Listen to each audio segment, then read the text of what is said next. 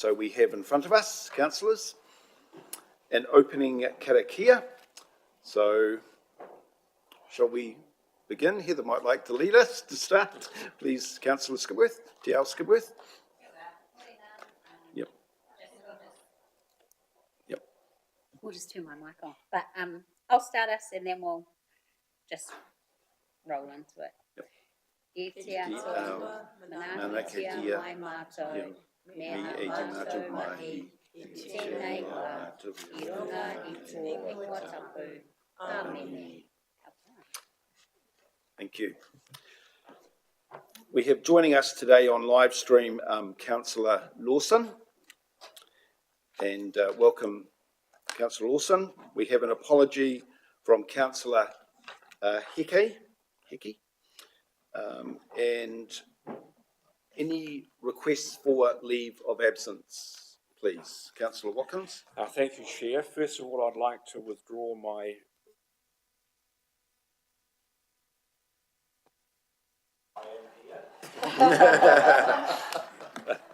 Yep. and apply for leave of absence from 1:45 p.m.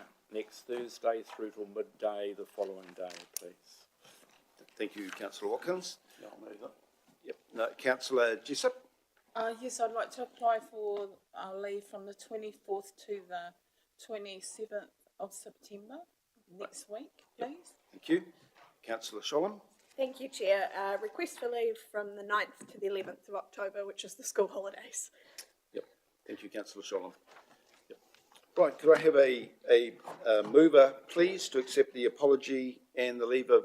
Oh, sorry, one more. Kevin, No, still going? I'm happy to move you. You happy to move? Yes.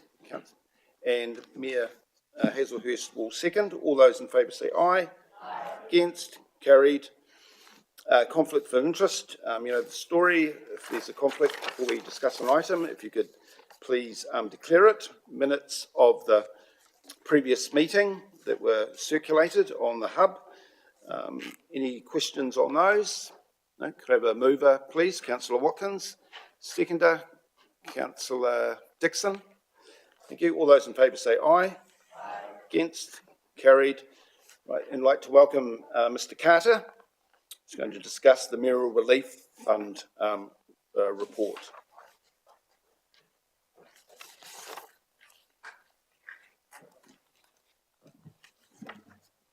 Good morning, everybody.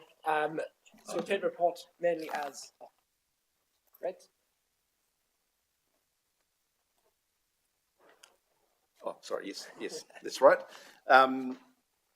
Councillor Motapero Hendry would like to declare a conflict of interest in regard to the grant. So that recorded, please. Thank you. Yep. So we take the report as read. Happy to answer any questions. We'll bring in this report to you today, really just to make sure that all of the information from the Hastings Cyclone Mayoral Relief Fund is entered into the public domain. So it's there for perpetuity. But there's no decision to be made today. We're just asking that you receive the report. But happy to answer any questions. Yep. Mayor Hazelhurst. Kia ora, through you, Chair. Thank you, Mr. Carter. And can I just acknowledge the committee led by Councillor Dixon, who has allowed us to take this process through a committee. And I'd like to take this opportunity to thank both our wider community who have received the grants, who have provided unwavering support through the last 18 months of Cyclone Gabrielle. And I'd also like to acknowledge the donors and gifters from around Aotearoa, New Zealand, who have helped us recover and our community and people recover. We know there's an enormous shortage of funds to run our not-for-profit organisations at the moment, and this little bit of money has been enabled some of our community and not-for-profits to be able to continue their business and support our community through this really, really challenging time. So I just want to acknowledge both the gifters and donors from around New Zealand and also all our amazing not-for-profits who have supported our community. Kia ora. Thank you. Councillor Dixon. Yeah, thank you, Councillor Fowler. I would like to add to it who the committee was. It was Jonathan Stockley, Anna Hapatu, Michael Fowler, myself, and a special thanks to Kev Carter, who organised all this for us. And we met, sometimes it was weekly, Sometimes it was daily. It depended when the applications came in, so we could actually process the funding as quickly as we possibly could to get out there in the community. And I'm sure they will appreciate it. So more than happy to move the recommendations. Yep, thank you, councillor Dixon. Councillor Kerr? As I sat down and read through this, and it still affects me now, it was very, very emotional. I know so many of the people that have either been the applicant, providing a service to their community, or part of a cyclone damaged community. And this is a very, very powerful list, and I'm so pleased it's in the public domain. Thank you, Kev. The difference every single dollar in this grant system made has been very well received, and often duplicated or triplicated by other funding coming in as well. So to everybody involved in, as Mayor Sandra said, donating or being the entity that receives and makes a difference in our community, from the bottom of my heart, thank you. And I know those that received the well-being that was created by this also is really appreciated. So thank you. Thank you, councillor Kerr. Councillor Sholem? Well, that's quite a hard one to follow. Thank you, Councillor Kerr. That's clearly from the heart. For me, I'm looking to the future, Kev, because everyone's taken a moment to acknowledge what's happened here. I'm sure we never thought that we would be in a position where we had to quickly establish a disaster relief fund of this nature, the mayoral one. And I'm just interested to understand what we can take forward, hopefully not having to do this again, but if we do, what lessons have we learned and what can we put in place in the future? Thank you. I think one of the things that we did really early on as a Hawke's Bay Funders Forum, as a collective of funders across the region, was quickly establish who was doing what. So we left the Hawke's Bay Foundation to collect in donations, and the Hastings Council was one of the only funders that was able to fund individuals directly. So that's the role that we took on. Eastern Central Community Trust can only fund charities. So that's what they did. So really making sure that everyone had their own lane. And I'm really proud of the fact that we were able to give our funding directly into the bank accounts of those people and let the people who were affected decide on how to spend their relief money. Yep.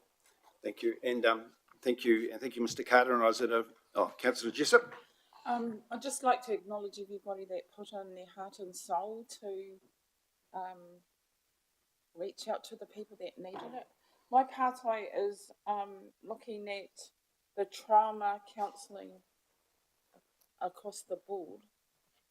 How was that instigated? Because in the funding, there is only one highlighted, so I think there's a great wave out there that needs that with our tamariki. So we were able to fund a number of projects across the whole Funders Forum that helped with that trauma counselling, but the Ministry of Education and the Ministry of Health, Whātua Ora, took a lead on those projects. I can follow up with those two organisations to see if that is still being needed, but we still see there's still a need out there. Thank you. Councillor Apatu? Thank you, and just thanks to everyone. If I reflect, I think part of the strength for us as a committee too, and the way the funding mechanism was set up, that it was quite nimble. It wasn't a huge bureaucratic process where people were already traumatised, so they could reach out, and Kev was fantastic at coordinating in the background to see other funding sources to connect into. So yes, just a little bit of money for those that were traumatised. We weren't adding to their stress by applying. We were very supportive of people coming in. I think that was a strength too. Yep, thank you, Councillor Apatu. Yes, and thank you, Mr. Carter. I was at a function on Saturday night and got approached by two people to talk about you, and it was good things they wanted to talk about you, which I wanted to talk with them longer, but they were very complimentary how easy you made it for them and the assistance that they did, and I'm sure that is widespread. So thank you very much, and also for Councillor Dixon for leading it so ably as well. So thank you. We have a mover, Councillor Dixon. Could I have a seconder, please? Councillor Apatu.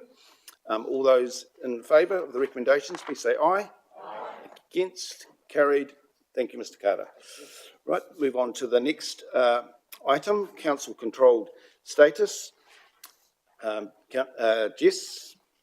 Mr. Chair, I have a conflict. Sure, thank you. Record that, Councillor Kerr, conflict. Yep.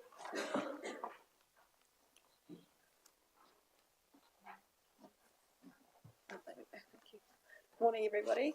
I will take the report as read. This is a required paper in order to exempt some of our CCOs from onerous reporting requirements, especially when they are essentially not in operation or have very minimal operations. So if anybody's got any questions, happy to take questions. Councillor I think Dixon? I may also be conflicted, Chair, because of the Tomato Peak Trust Board. Right, as sure. mentioned. Yep, we'll record that as well for Councillor Dixon. And Councillor Tia Owl Skipworth. Sorry. The other,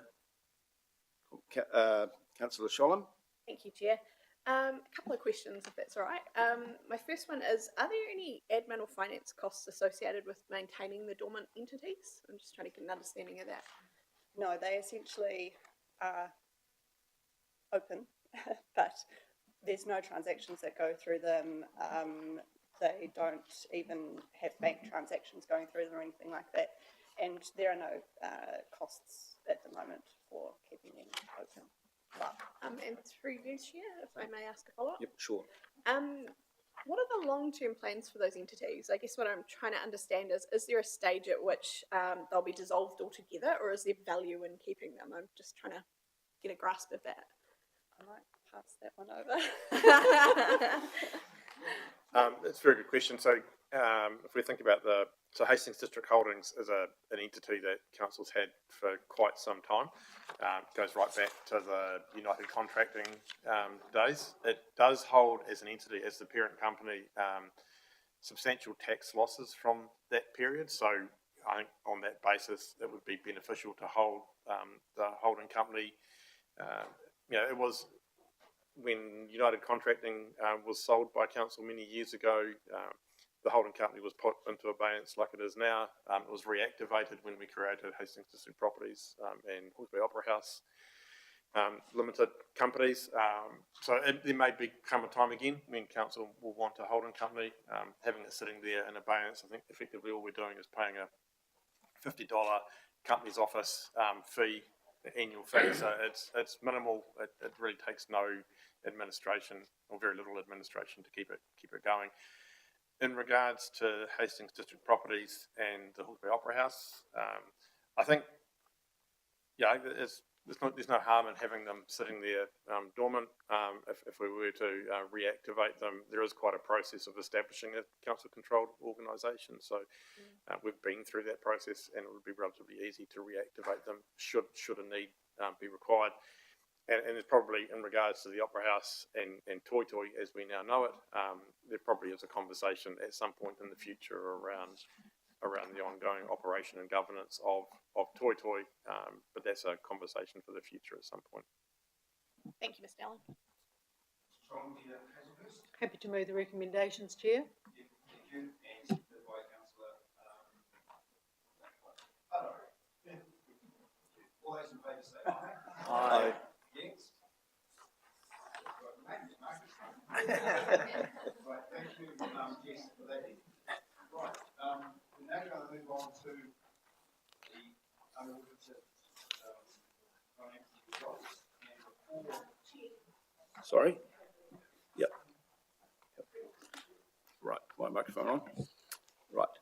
Thank you. Before we move on to the unaudited financial results, I just have to do a bit of a high-level discussion or koro about this. So since the beginning of the year through Aaron, Mr. Wilson and also Mr. Franklin, they've been keeping councillors informed about the financial position. And for those that are listening, the $10.95 million rating deficit shouldn't be, and the word operative, councillors should be informed about that or know about that, because through performance and operating we have been informed.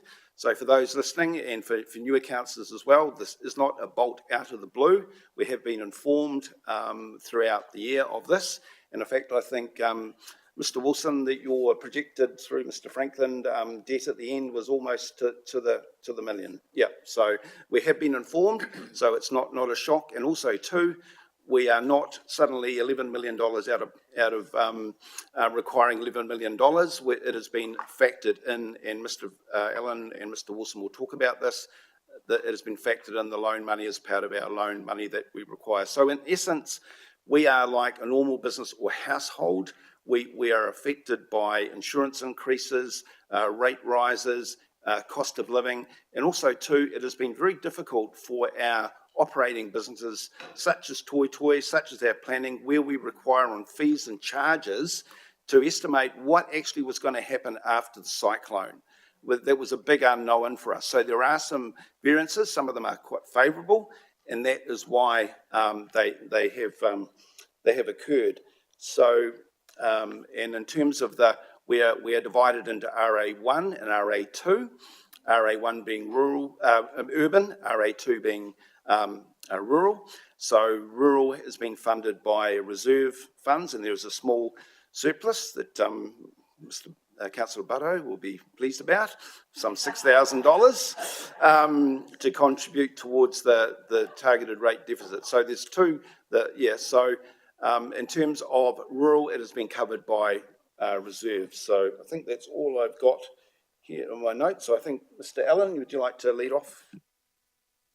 Thank you, Mr. Chair. And before I hand over to Mr. Wilson to take you through a short presentation to step you through the financial result, just some opening comments from me as well.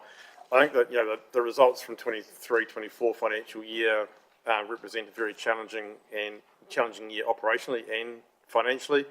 I think you'll recall that the discussions that we had last year post-cyclone around the budgeting process and the need to sort of really create some financial certainty by striking the rates and setting a budget at that time.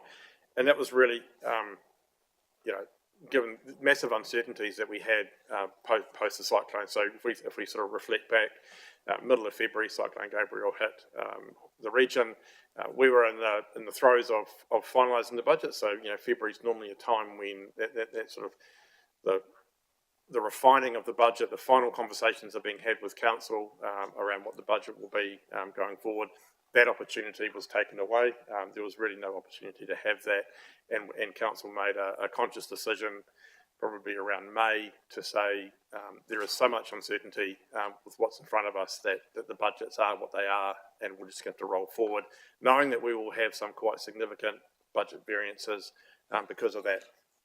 And as Mr. Chair has stated, some of those budget variances are to the positive. We've received substantial levels of external funding to support Cyclone Gabrielle and council's efforts through that time. That's reflected through the income, as is accounted to that significant spend.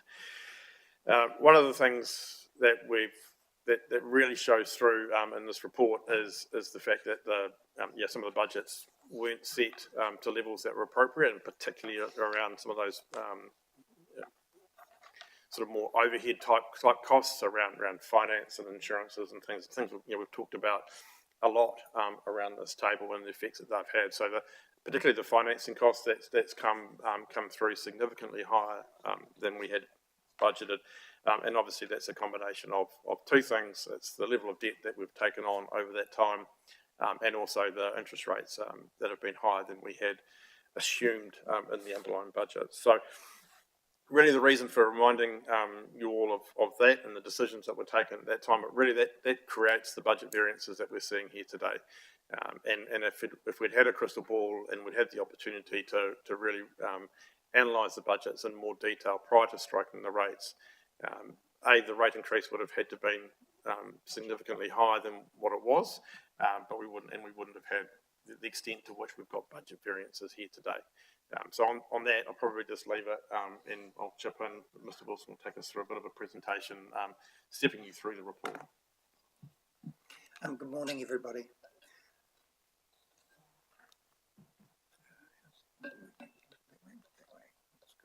That's good. So what this shows, this graphic shows, is the results of what the Chair and Mr. Allen have been talking about. The actual accounting result there, $14.8 million deficit in terms of an actual, and that's mainly driven by those lower capex subsidies, which is obviously by lower capital spend. You have increased cash expenditure operations there of a $14 million deficit to the annual plan.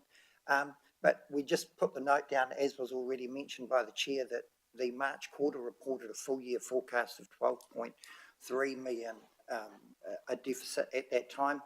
The differences there between that and the final year end result is really around the complexity of when government agencies were actually going to pay and fund some of the large spends that we were incurring. It was quite a complex situation to understand actually when they were going to pay and get agreement for that. And that was one of those main drivers. Plus there was accounting adjustments at year end that are unforeseen until year end when it actually happens. That drove the difference between the forecast and the actual bottom line number. And so just on looking that point, at the revenue graph here. just through you, Chair, just, Sorry. on that point, and these are the judgments that council have made. We have received significant funding from government. So if we take transport alone, the $229 million package on top of the 93% far rate. One of the things that we are grappling with and still working with the Crown to kind of round this out is a very conservative approach wouldn't have been to do any work for our community until all the funding had been approved by ministers and cash had been, paid up front. The trade-off would have been waiting months before getting any work underway. So we've made some judgments around getting on with work, knowing that we had funding agreement, but the process would catch up. But it has meant that we've carried some of those costs. It's kind of been rounded out by some things like in the voluntary buyout area where the Crown's paid up front, and we're still in active conversations with the Crown over the balance of all of this around how we structure some of the next funding that kind of gets us back to, between the Crown and the Council, a fiscal neutrality, if you like, which was one of the sort of principles in all of that. But that's the kind of practical effect around getting on, getting things done, for the community. So some of it is timing issues and just some active management to try and recover back to that fiscal neutrality. Some of the basically the costs associated with getting on and doing the work. So in this graph here, what you see is the light green is the BAU, business as usual budget. The dark green is the actuals. And then, of course, we've separated out the Gabriel impact on revenue and expenditure. It's absolutely critical you understand where that sits, which is in the yellow bar on top. So as you can see there, the revenue, BAU revenue is under where we were to budget. That's mainly driven by around $10.5 million worth of BAU capital subsidies that we would have got had we, but for the fact that we had a change in government with a change in direction as to what projects they actually want to spend money on. What that means is there's an offset to capital expenditure as well. Those projects then weren't undertaken.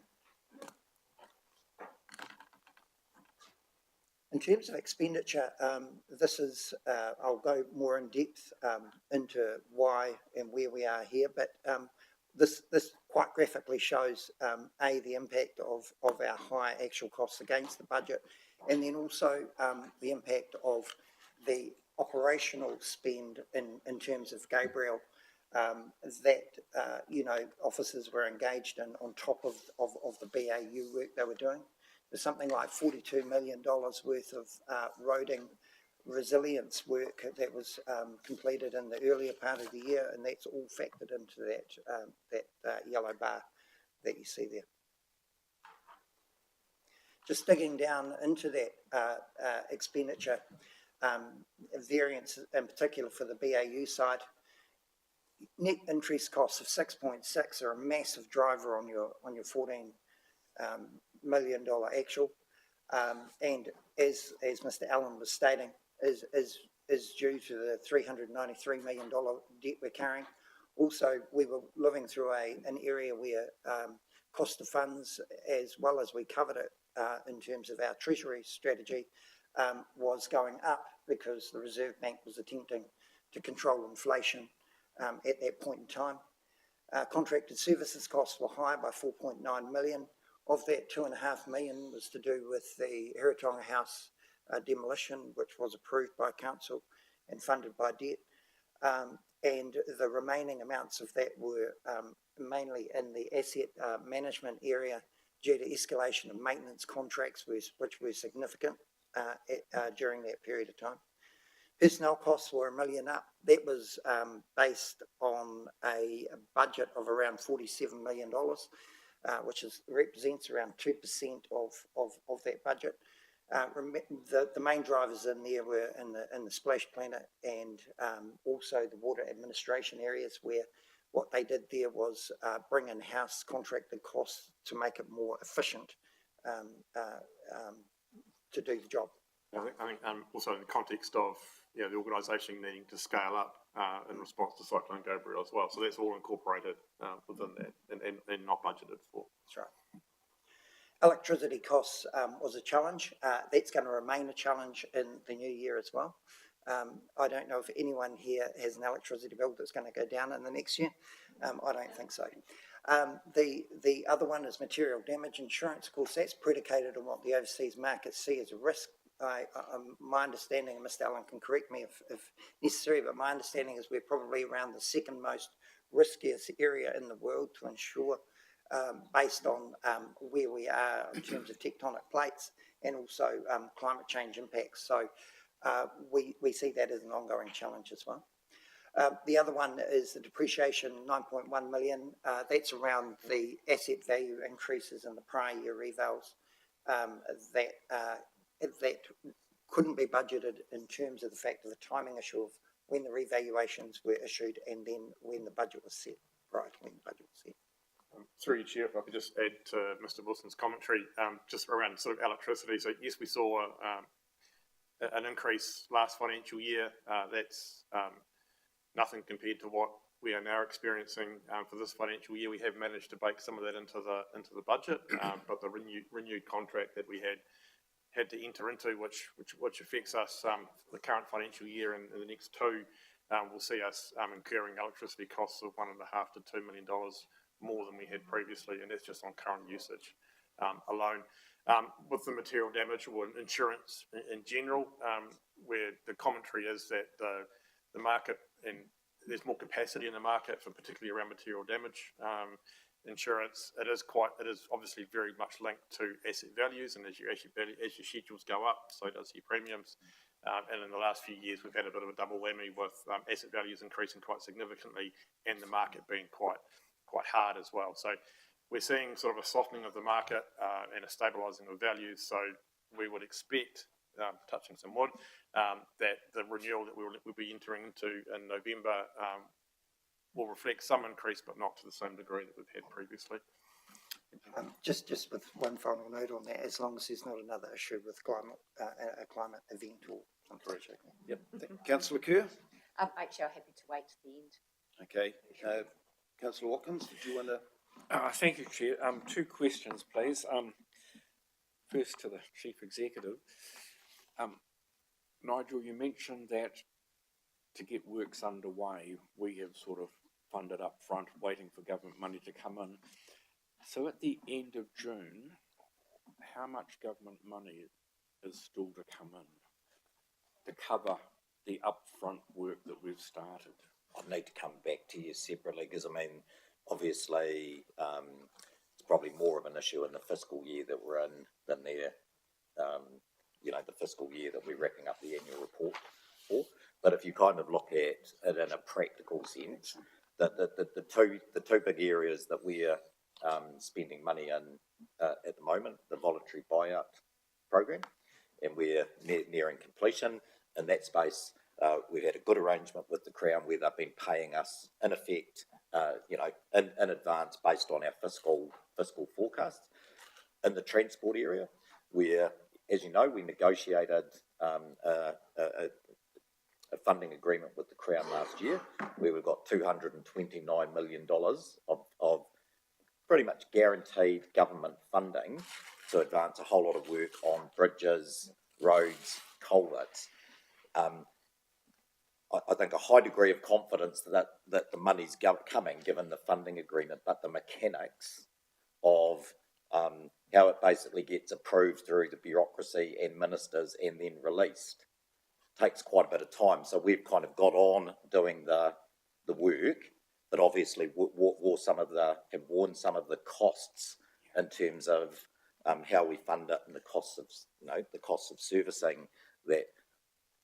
We'll need to come back to you with a specific number. The conversations that are happening is how do we, in terms of structuring the next set of work that's due, have the payments released in a way that, does that make sense? That nets out some of those costs. So just in relation to our debt, which is 394 or something, so that funding that we've done ahead of receiving government, is that included in that 394?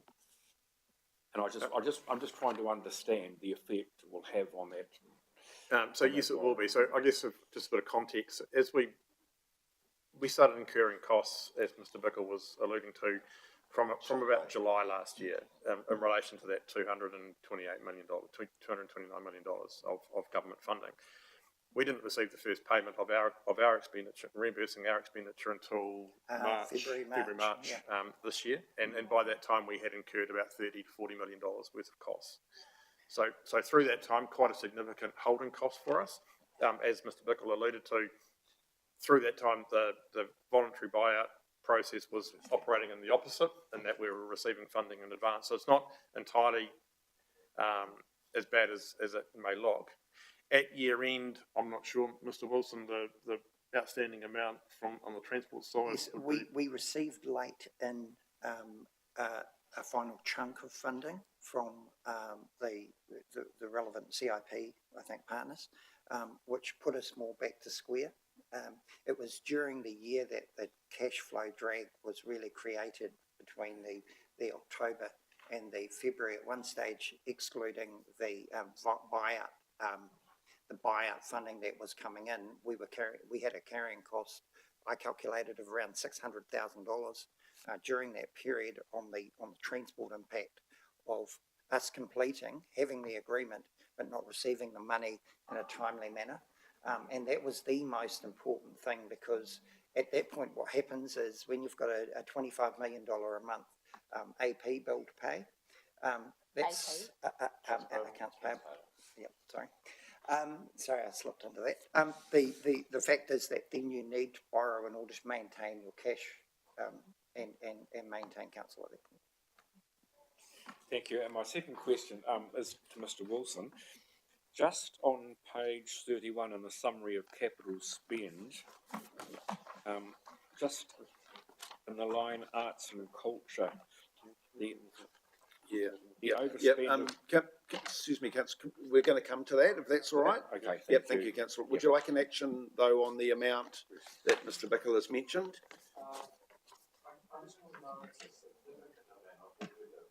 Yeah, we'll take that as an action. Yep. Okay. Thank you. Mr. Wilson? Yep. So basically, what this slide is really saying and talking around is the impacts on the council activities were quite wide. It was right across council. The insurance costs, the interest costs, they were particularly strong in those water areas. The personnel was hitting those community areas, and we just wanted to highlight the fact that that's all detailed in the report itself under each of those areas. Otherwise, it would make quite a long presentation to actually go through each of those, but it is in the actual report itself. So just before you move on, Mr. Wilson, I'd probably just pick out one or two of those. I guess Toy Toy is one that sort of stands out when you're reading through the report, is with budget variances, and in a lot of cases with that, it does reflect the timing of the budgeting process and where Toy Toy was at in its gestation. So if we reflect back, the municipal buildings were opened in August 2022. a disrupted period of time through the financial year 22-23 last year informed the budgeting process that is what we're reporting against here for Toi Toi. So on two fronts, the income budgets were very conservative, and the team have done a fantastic job of driving activity, which has resulted in a very positive income budget variance. But to the counter of that, it's actually cost a lot more to run the facility than we had anticipated when we first went through. And when we delve into that in more detail, there's a few key drivers which are detailed in the report around interest costs, a recurring theme across probably all of those activities, or most of those activities on the screen at the moment. And the same stuff around increased electricity costs, increased insurance costs for a building of that size and value. There are, and I guess as we've got a better understanding of how Toi Toi operates, an increased allocation of overheads that have come through and ultimately affected the bottom line here as well. You'll note that we did have a workshop scheduled to take you through a bit of a review that's been going on with Toi Toi. That's been deferred. The team just needs some more time to do some more detailed financial analysis of how the business is operating, getting a sort of a better understanding around the true costs at a more bespoke level around what it costs to open the doors for a community event versus the revenue that's generated, and likewise with commercial events. And it's a sort of an age-old conversation that we've had around this table around that what is the appropriate mix between commercial and community, and how does that drive cost within that activity as well. So I think so within that, I think the personnel budgets, one line in particular within the Toi Toi operation basically came in on budget, so it managed to sort of foresee that, but there are some quite significant costs that have been incurred. Bit of a summary, Mr. Allen, and through you, Chair. So if we take Toi Toi, the positive sides, revenue, revenue line, we need to dig into it more, but it looks like we're starting to see, out of really having the facility fully open that occurred in August 2022, good optimal mix. If you're looking at it at a headline level in terms of a $900,000, negative fiscal result, even though revenue's up $1 million, 700,000 of that is the debt servicing costs, insurance and maintenance. But it's the right time in that work, and obviously we're keen to bring that back to council, is starting to dig in now in terms of what is that optimal mix between your objectives that are both commercial and community, and also I don't think we've revisited the pricing in terms of Toi Toi since the Opera House opened in 2020. So there is some more work to do, but I think worth making the point that whilst revenue's positive, net positions negative, most of what's driving that negative is the things that are pervasive now around the servicing costs on the debt attached to the facility and the maintenance and insurance costs. And I think through Mr. Wall, I think most of those other activities, particularly across the Three Waters, you're really driven by higher financing costs and higher maintenance costs.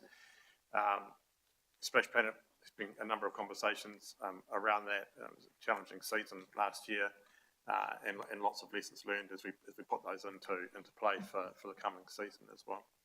Councillor Dixon. Yeah, thank you, Councillor Fowler. Just talking about Toi Toi, while you're on that, has there been an economic impact report done on Toi Toi and what it does for our particular community? Because I think that's an important thing to include.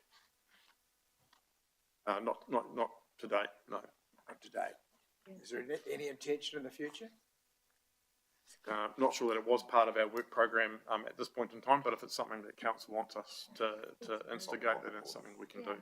Yeah. Without spending too much money. Without spending too much money, it'd be good to have an indication. It's just a minor action, if you don't mind. Yep, sure. Can put that as an action. Thank you. Councillor Nixon. Thanks, Chair. Debt servicing costs sort of seem to feature quite regularly reading through the report.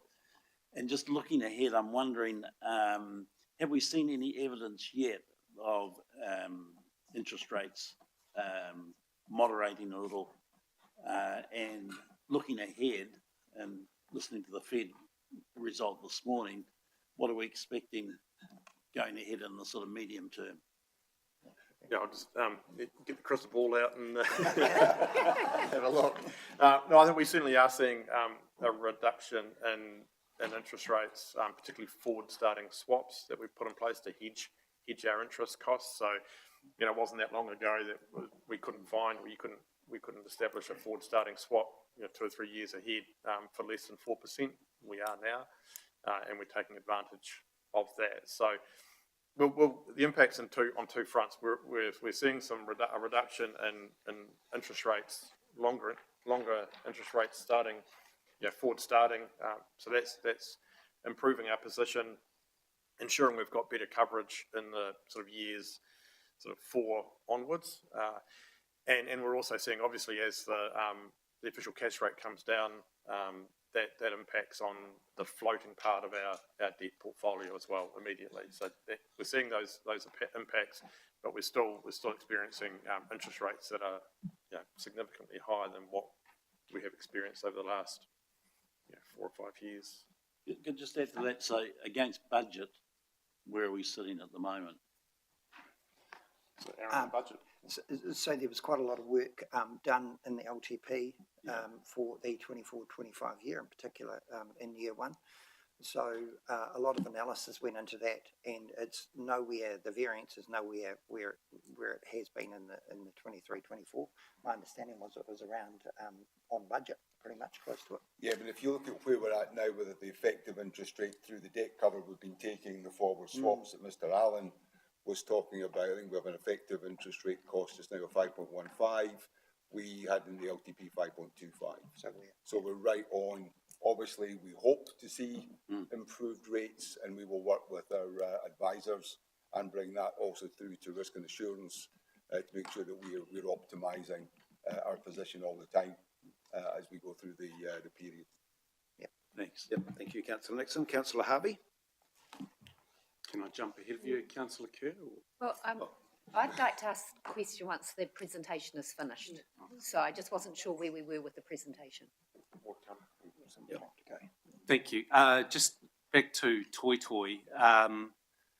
When do you anticipate when we will be looking at it further?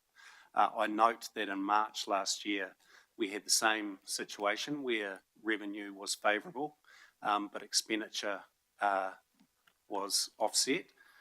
So it's not as if things are new, and we have raised these issues a few times. Probably just need to defer to Ms. Dinwoodie about the timing of coming back, but you know, certainly see this calendar year we'll be in a position to bring some more information back to council to have a more in-depth look at of where the operations are at. There's been digging into it, and the way we've sort of structured our finances when we first established Toi Toi has made it a little bit challenging around, you know, really getting in and having a good understanding of the financials at a more micro level. We have a good macro picture of what Toi Toi looks like. So the team are doing that, and I think we'll be in a position to be able to report back in the coming months on that in a way that actually makes more, you know, I guess, informs a better conversation around the council table. I think just, you know, reflecting back, yes, I do recall the conversation that council's had, you know, a number of times around Toi Toi. I think it does. But it does reflect sort of, I guess, the learning space that we're in around the true cost of operating the Toi Toi facility as it's got going, and ultimately, as we adopted last year's budget in a time where we didn't really have, the opportunity to really reflect and build on the learnings that had been had with the whole operation of Toi Toi being open since August of the prior year. So a number of reasons why, you know, I guess the budget is what it is. But going forward, you know, a lot more work went into, obviously, the LTP, what informed the 24-25 budget and years going ahead. And the review will give us some more sort of refinement around that as well in the coming months. Yep. Thank you, Mr. I'm going to keep allowing questions if it's topical to this. So, Councillor Jessup. Kia ora, he mihi atu tuatahi ki te wiki o te reo Māori. My concern is the water supply on 3 stages. just looking at the Three Waters and how that fits in, because we are going into quite a big arena, and how does that affect us for the water supply and the costs? I might throw to Mr. Local water's done well. Yeah. Yes. Yeah, I think that, I think, that's not part of the relevant conversation at the moment, so I think we'll just park that. Yep. Yep. Thank you. Um, I didn't know the time. That's all right, yep. Councillor Tia Alskibworth? Thank you for the presentation. It's good to hear a lot of the conversations have been had before I landed on the debt plane into my councillorship. But I just wonder for the way it was presented about the amount of debt, and we talked about the hope of government's retrospective contributions, is that in the future, or possibly what we could have done for this presentation for the community as well as the new councillors was what it would look like if the contributions had landed timely compared to what we're seeing, because when I read it, like, it freaked me out. But had the government contributions been sort of like a this would have happened, but this is what's happened, would be good for the community to see, as well as the new councillors, and maybe that's something, because I think it goes back to Councillor Watkins' question too, is how much are we waiting for? And those are the agreed contributions. That's just a suggestion. And also, when I landed into the LTP, and it's really concerning, like you said, household costs are going up, council costs are going up, but the power and a lot of the interest rates, I don't know if we did factor them in properly into our LTP. And these trends didn't just land today. We would have seen the trend happening over the year. So just some insights into that. So I just, in response through you, Chair, just on the first point around the timing of government funding. So a lot of that sort of deferment happened during the financial year. So as we reported the results as at 30 June, that had largely righted itself and isn't sort of significantly that material at 30th of June, but it was certainly material at 31st of December and other months as we progress through the financial year. On the interest sort of budget, noted, and certainly in the LTP, we have a much better we had a lot more focus on in time really to look at that. As Mr. Watson has referenced, our current average cost of borrowing is 5.15%. Our assumed budget for interest rates is 5.25%. So that is now appropriate. There was a bit of a delta when we did the annual plan leading into it, and that really goes back to where we were at through the budgeting process post Cyclone Gabriel.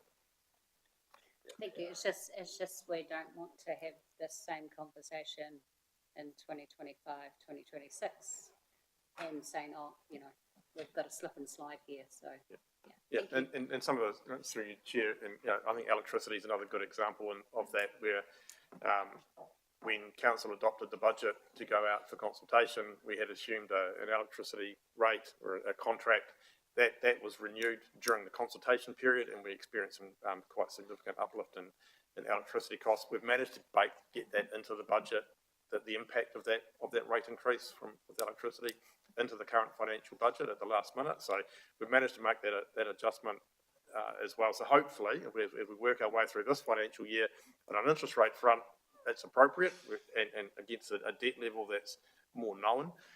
And also particularly around electricity, that large increase under the current contract has been included in the budgets. Yep, thank you, Councillor Tia Alskibworth. And Mr. Watson, after this item, will just give us a few insights how we're going to track going forward, which might be helpful to you as well, which would be great. Councillor Kerr, did you want? Yeah, just a very simple question. This budget that we're reviewing, when did we decide these figures? So given it was the year ended June 30, 24, started 1st of July 23, when did we set the figures? Early 23. So the council's normal budgeting process from an officer level starts about now on an annual plan. And a lot of things inform that, and that continues through to February, March, when council adopts a budget for consultation. Obviously, Cyclone Gabriel hit on the 14th of February. We were just about to be in a position to start having the more refined conversations with council around the 23-24 budget. That got completely put to one side, obviously, in response to Cyclone Gabriel, and there was no further conversations around any refinement to that budget, and council made a decision, I think in May, to adopt what was the baseline budget, year 3 of the LTP, and not consult on that budget on the basis that there was so much uncertainty in front of us. Yeah. And just a comment, I think that explains why we didn't get closer with some of these significant changes that have taken place.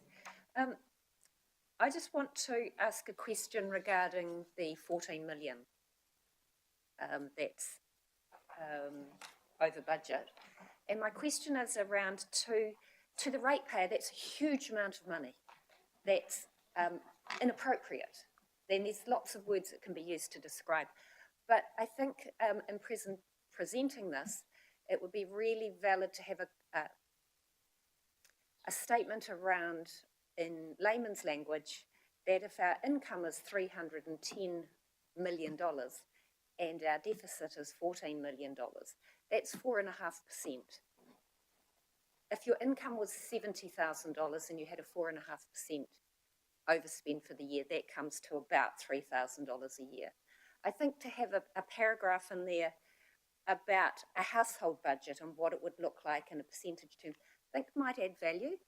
Because, yeah, 14 million is a lot, but please don't lose sight of the fact that this is a $300 million plus income business. And I can't remember our assets, but we're a $3 billion. How many? $3 billion. We're a $3 billion asset owning business. So it's trying to put it in perspective because, like I say, 14 million is a lot, but in the total package of the business that we have and we operate, it's manageable, and we've got a planned way of fixing it and coming out the other side. So just my quick comments, thanks. Yep. Thank you, Councillor Kerr. Mayor Hazelhurst.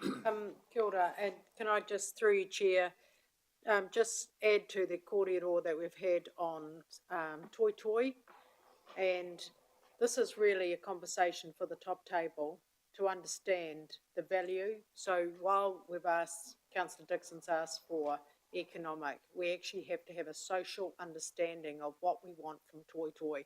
Some councils reopen assets of, investments of $40 million and say free fees for 2 years. We have to have that conversation. What is it we want? I'm at Toi Toi at least once a week, and they're largely community events. So this is, while we can go and ask you for figures of costs and expenses, we need to fully understand the value to the community and what they're prepared to pay. And that's a conversation that we need to have through our annual plan, because this is a very precious and dear facility to our community, and it's about how much we subsidise it. So we look at, income versus deficit here for Toi Toi. We need to understand the value, the social value and impact on our community. So if we could add that in. I'm really interested in the conversation from Councillor Watkins about the true costs of carrying that funding for all of our recovery money. And I'm really interested in about having that conversation with Crown Infrastructure Partners and the Minister.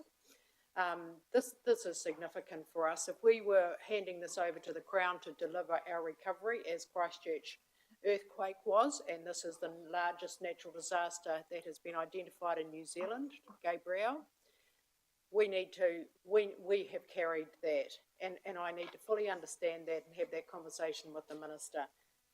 We just simply can't afford to. It's one of those other things that has been allowed to happen, and we need to make sure that we are fully over across this and fully support it, getting some support to enable us to carry on. Because we could turn around and say, well, look, I'm sorry, we actually can't deliver the rebuild of $800 million. bridges and roads. Because we can't afford to carry, and little councils like Central Hawke's Bay cannot afford to do their work before they receive the Crown funding. So we could say the same. So we have to think about this and be preempted to be having those conversations now rather than saying this is what it's actually cost us. But, you know, this has been an extraordinarily difficult time, and I congratulate the teams who have got on with the mahi, got on with the rebuild, got on with keeping things open, even through both really challenging. It's a multitude of difficult economic times. It's a challenge of a cyclone and a recovery from New Zealand's largest natural disaster, as it's been portrayed. You know, we knew that we were going to get to this place and we'd be reflecting, and we have to acknowledge that I'm incredibly proud that we didn't wait till the money was in the account until we started rebuilding our local roads and bridges. But I do know, I want to understand that so I can have that meeting with the minister and be able to share that information. Ratepayers should not be carrying that extra debt and burden.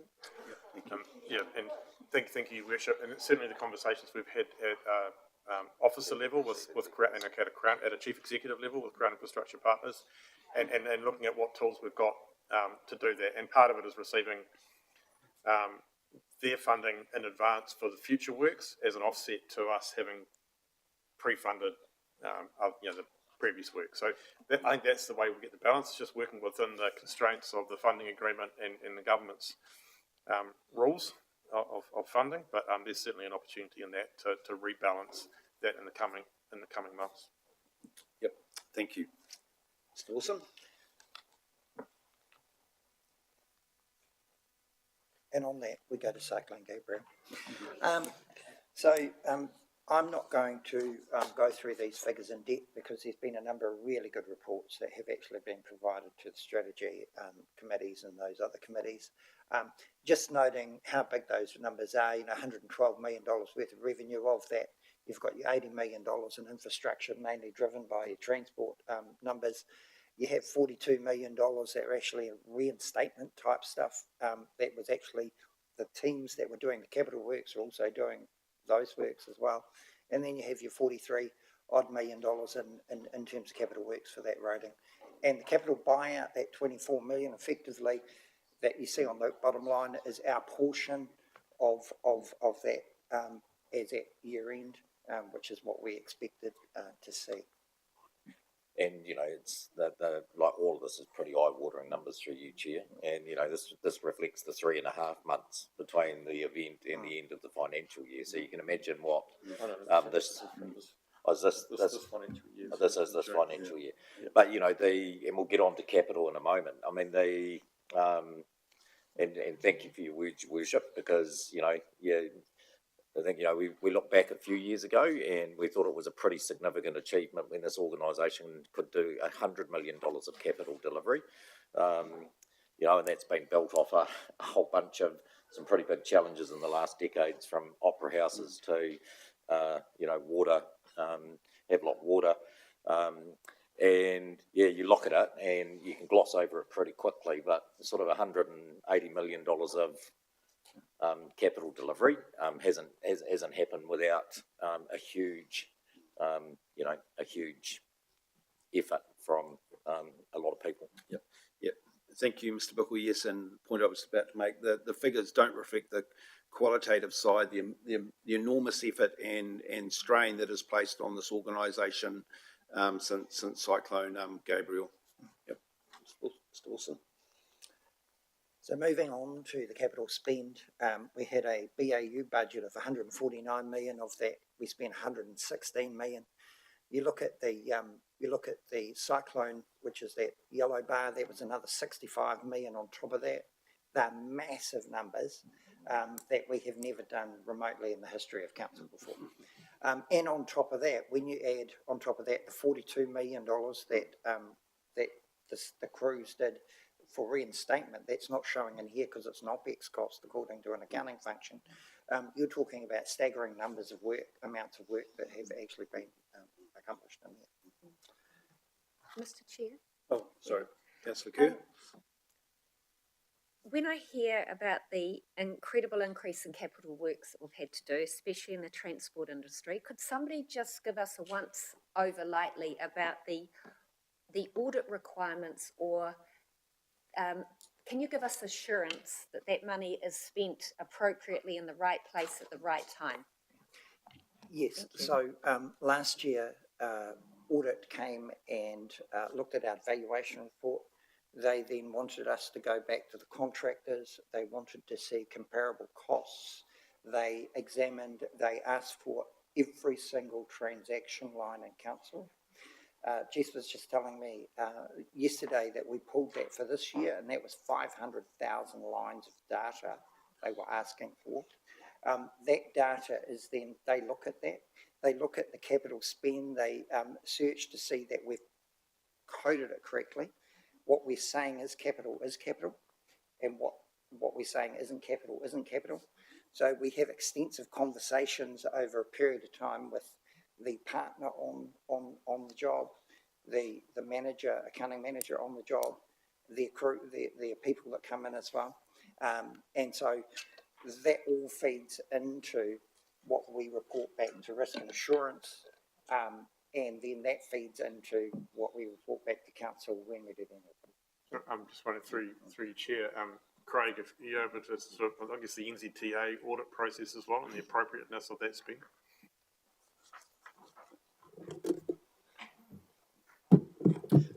Yes, so building on top of Audit Office New Zealand that works with the finance team, the transport team then also work with NZTA, the New Zealand Transport Agency, who pays a significant amount of funding, and through this event was paying either 93 cents in the dollar or 73 cents in the dollar. You'll recall from the previous year they went through an audit of a significant amount of money. I think they found a small loose change value. So that's auditing the cost. But I think also part of the root of your question is around what we can show where we've spent it. Have we spent it well? And so that's a lot of work. And you recall some conversations as we worked through. If we had the fullness of time, there would be some of those items you could perhaps have done slightly differently, and you may have saved a 5% or a 10%, but we would have taken, say, another 6 to 12 months to get there. So it's been a really big balance around speed, quality, and cost, and balancing that all the time through. And we talked about when we signed off Kururu Gorge, really important we get that open. There's some decisions in there we've made where we've got some potential costs that we may not have had if we had another year to do that project. We would have worked it through. Now we're in the mode of a more longer term view. It's getting in front of that. And at the Rural Community Board, we talked to Rural Community Board about the work the team are doing around how we can group up, modulise, come to standard designs to look for built-in design efficiencies as we move forward. So it is very much a time, quality, cost balance depending on the situation as we've worked through. Thank you, Mr. Chair. That's reassuring to know that there's independent entities with an eagle eye on where and how and when that money is spent. Yep, good question. Thank you, Councillor Kerr. Wilson? Yep. So this is a breakdown of against the annual plan, where we spent the money in terms of renewals versus new works versus growth. You can see the main underspend is in that growth area. Sometimes that's quite beyond council's control though, and it can be quite lumpy as to when projects go ahead, what delays are in there. It's an extremely complex process in terms of growth. And I think probably the key driver of that underspend is the big wastewater upgrade, the IAF funded piece of work, and the supply issues and challenges that we've had with that. So, and that's exactly right through you, Chair. You know, the wastewater upgrade project, which you'll recall is a $40 million capital project, being defrayed with $18 million of government's infrastructure acceleration funding. We went into Christmas 2023 thinking, oh, good, we're starting to see some positive changes in the global supply chain that have existed since COVID. We'd let a contract for all the first portions of work with guaranteed delivery of pipe from Turkey that was arriving into Napier Port, guaranteed on the 19th of January. and we got back to work on the 6th of January, and the supplier said, have you guys been watching the news about the conflict in the Suez Canal and the Red Sea? And that pipe didn't turn up till May. And so that, you know, the project's going, it's the timing issues, and, you know, there, in the context that we're operating in, there's just some things that we don't control. So the project's going, but the timing's different from what we initially phased in budgets. Thank you, Mr. Bickle. Just moving through to a really relevant topic, which is our external debt. You can see that in 2023 we had $292 million worth of debt. That's moved up to $393 million as at year end. That's close to $100 million spend. They're really big numbers, remembering that, you know, we had portions of the voluntary buyout office that we had to fund. On top of that, we've had a huge capital program which we're working through. That also drives that number that we see. Budgeted to go to $489 million again through that first year of the LTP, which we're currently in, the 24-25 year. Just put that there as a reference to understand the continuing ongoing capital work program, which is very large, and that naturally has an impact on funding and debt. So I think just reiterating your point, Mr. Chair, at the start of the meeting, the $10 million rating deficit that's reported in this report is already accounted for in that debt number.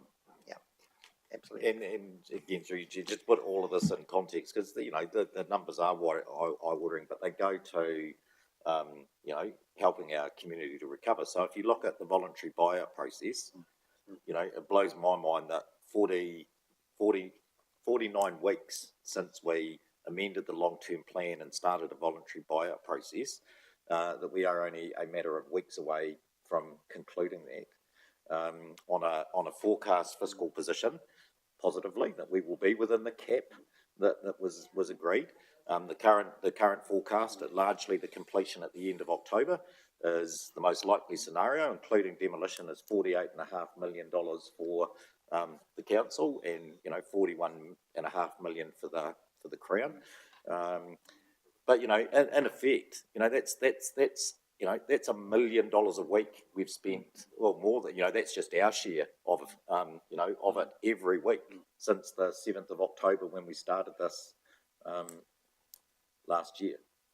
So it's just trying to keep the numbers, which are, you know, something we've never had to deal with before, tying them back to actually the decisions that the council's made on behalf of the community to support the rebuild of the community and the people that have been most impacted by Cyclone Gabrielle. Yep. Thank you, Mr. Bickle. Mayor Hazelhurst. Thank you, through you, Chair. And just want to acknowledge the incredible work from the buyout office and everybody that's been part of that and been able to give some certainty to our most impacted communities. Just on the $100 million in the coming forecasted year, can you give me a percentage, please, on the infrastructure delivery capital works that will be in that $100 million borrowing, please? Have to come back to you on that one, Your Worship. Yeah, it'd be a reasonable proportion is to do with the Category 3 buyout office, and a lot of it's to do with business as usual infrastructure spend. One of the things probably just to highlight within, whilst that's the budget for this financial year, it comes off, as Mr. Wilson alluded to, a very significant capital program, which is sort of about recovery and business as usual. And one of the things that the staff are doing at the moment is having a really critical eye over that. Are there projects that can be deferred just to help with our debt capacity? What is the risk of doing that? Those projects wouldn't be in the budget if they weren't identified as being necessary, but it's understanding the risk if we do push them out. What does that look like? Yes. Obviously, two and a bit months into the financial year, getting a picture also of the delivery program of what is budgeted, and some projects are certainly being identified as not being delivered this financial year. So I think that $489 million presents a picture that is worst case, and that on the basis that we would deliver the whole capital program that we have budgeted for. So we'll be bringing back to council in the coming months sort of a reviewed forecast of what the capital spend is likely to look like, and the impact that has on debt. Thank you. And you know, through the Mayor's Advisory Infrastructure, that timing of that capital delivery of infrastructure is critically important for that mayoral advisory to have a deep dive and to see the timing of those projects. Because of this, the impact of borrowings in this time, and it's making sure that we have a clear picture of that. Kilda? Thank you, Worship, through you, Chair. Just reflecting that, yes, that is the work that's underway, and what will come back through the Infrastructure Advisory and to full council is the task that's been set for officers is pretty clear. $100 million of capital that could be deferred over the next 3 years has a material impact on the debt level, the fiscal threshold in terms of debt to revenue ratios. But in doing that, we will do that, where that work is underway, and that will come through the Infrastructure Advisory to the council table, and there will be opportunities to consider that capital expenditure and its timing, but also in terms of supporting good governance, being really clear about the full range of implications in terms of those choices. But that work's well underway, and will be a focus before the end of the calendar year. Yep. Thank you, Mr. Bickle. Councillor Nixon. Yeah, thanks, Chair. I asked about interest rates earlier, and Mr. Bickle just talked about the buyout, which is looking favourable. And I'm just wondering, are we going to get a sort of look ahead as to how things are shaping up in terms? And I'll add one more point. I hear that some of the construction costs are starting to look attractive against what we were expecting. So will we be given some sort of summary in the not too distant future of where all this is looks like it's heading to, so that we can have a better understanding of our overall financial position? I don't want it now. It's just. Just going back to what Mr. Bickle was saying, that's the work that's underway. That's part of the savings that we certainly foresee today. But I think we've all got to just keep in mind, yes, we're seeing construction costs coming down. We've had some very good quotes. We actually haven't seen any formal delivery to these costs. We haven't seen any variations sort of coming from there. So we just need to be a little bit careful. Certainly it looks positive, and we will take that into consideration. But I think I'd like to see a little bit more delivery so we can really solidify that these are real savings and not just somebody trying to secure business. That's a worthwhile comment. So how do we approach it in the future? I mean, at which point do we start to get a bit of a... I think, Mr. Thu? Through you, Chair, just picking up on Graham's comment, yes, we're getting some prices that have ceased to increase at the rate that we experienced over the last few years. And we need that to happen because our inflation adjustments in this plan wouldn't mimic some of the 7% per month stuff we were having over the last couple of years. I think we also should be really, really cautious at the current pricing, as right now at the market, particularly with the delays of NZTA giving its approval for funding, we have a contracting market who are basically in the process of laying off staff because there's actually not enough work out there. So we were getting prices which are below long-term sustainable funding, which is great for us at purchasing right now, as long as we've got a funding approval to progress. But it will not last, and we will get back into more sustainable pricings, I would suggest, probably in the next 3 to 6 months. It's also been careful, particularly if you take some of the flood projects, all of those, particularly the government ones, we built in on average a 30% contingency in our budget requests. And so coming in under budget doesn't necessarily mean the project's cheaper than we thought it should be. So we'll give you a roundup, though, as we work through the infrastructure advisory and future performance and monitoring of those key trend issues. I hadn't thought of that. Thanks. Thank you, Councillor Nixon. Councillor Kerr? Just an apology. I've read this wrong. The rating impact is 11 million, not 14, which is equivalent of 2,500 in a 70,000 income family. So my apologies on my maths. Thank you. Councillor Watkins? I'll just go back and ask my question about the capital Absolutely. spend now. Thank you, through your chair, Mr. Wilson. Just in terms of arts and culture, there's almost a $4 million variance to budget. Could I just understand what that was? Is it a timing issue or? Yes, if I can answer that. I have, that relates to the museum project archive that's happening back of us here. I'm probably pointing in the wrong direction. I checked with the project manager on that. That is on budget. What happens here is that we produce the annual plan budget for this forum here, because that is what council have signed off on. That annual plan budget, of course, then doesn't include the fact that 13 or 14 months ago, we had no idea. We knew that we were going to get additional funding from the various other parties that are involved in this project. What happens is that as we receive that revenue from other sources, which we have done, we have a revised budget against that particular project line that matches in terms of where their costs are sitting. And that is absolutely bang on budget, from my understanding. And Mr. Allen can probably confirm further.